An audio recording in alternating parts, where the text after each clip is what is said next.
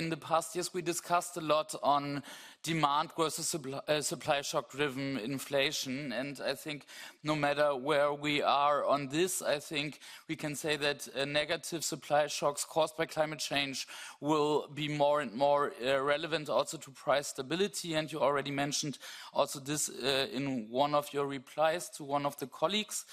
Your colleague, the Finnish governor Olli Rehn, actually also was quite outspoken on like what kind of limitations also central banks have to address this issue on supply shock driven inflation caused by climate change. So I would like to ask a little bit more into this. What kind of elements do you see for monetary policy to address this? I mean, in your reply to my colleague Evelyn Regner, you already mentioned this, and that climate change is part of your mandate, like in the way you pointed that out. But I would like to get like a little bit more of a concrete answer on how you would like to see that addressed by the ECB. It's good we are sharing the analysis, but we also need to follow up with action, and therefore your response until now had been a bit unclear.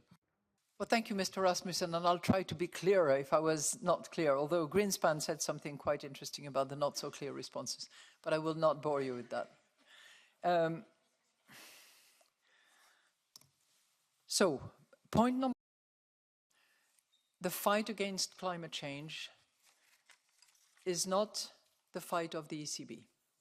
It is primarily the fight of the executive authorities, the parliamentary authorities, the judiciary authorities.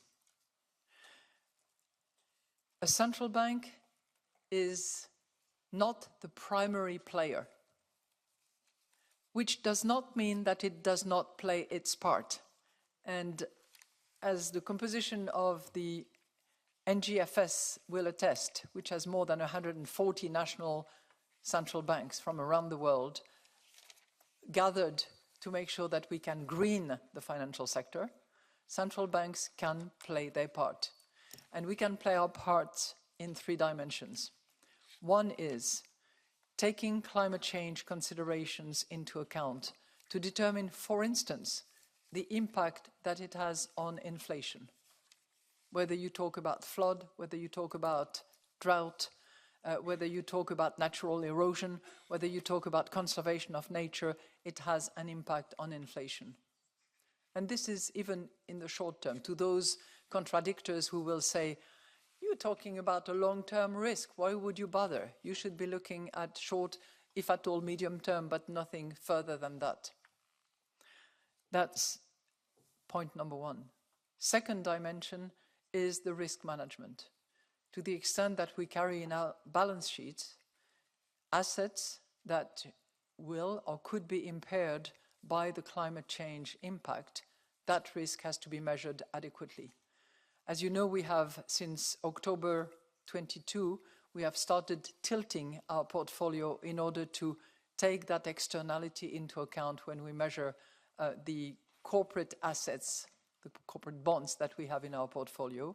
And we are working on the collaterals that are held in order to also incorporate the risk dimension in the value of collaterals. That's a bit more complicated and difficult, and we have decided to defer it by 1 year because of the lack of clarity of data and the work that we're doing to make sure that we have in place a method that is as, not safe, but as solid and transparent as possible, because we know that it's a controversial issue. And the third dimension is the dimension of supervision. So when the European Central Bank, through the SSM, supervises banks, it wants, and it has required and is expected, banks to actually account for the risk resulting from climate change.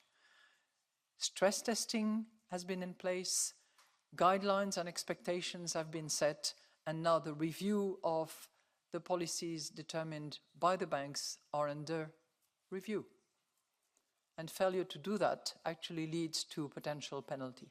So I hope I've been clear in the 3 dimensions, which, as I said, are the contributions of somebody who is not the main actor and the key responsible for policies. I have a fourth aspect, I think, which is a bit more in the direction of the monetary policy framework, where I would like to ask you if you think, in the context of your reply earlier on and my question, if you think that we need a regular review on of the monetary policy framework, also to see or to assess if supply-driven inflation dynamics are addressed in the right understanding or not. So I would like also to hear a little bit more on your perspective on the monetary policy framework regarding this. First of all, thank you for the follow-up question. First of all, as you know, we conducted a strategy review which was completed in July 2021. And for the first time, as part and parcel of the strategy, we have climate change. It's in the strategy, it's been approved by all the members of the Governing Council, and it's not just a strategy, up in the air, a great principle. It also includes a checklist of actions that need to be taken, with a timeline and with an identification of responsibilities. And I'm pleased to say that we are on time and not on budget, because it's not associated with the budget, but the actions that we have committed to do have been delivered. We are reviewing this strategy. We are assessing this strategy review, and the result of that assessment will be, I hope, completed in July. And I have proposed to you, President, that I can inform and report to the Parliament in that respect, so that you can appreciate in which direction we're going, and you can give some input in terms of this assessment of the strategy. And in particular, the point that you made about supply versus demand, inflation-driven, and the response by monetary policy will be part of the two main streams of assessment that we will conduct.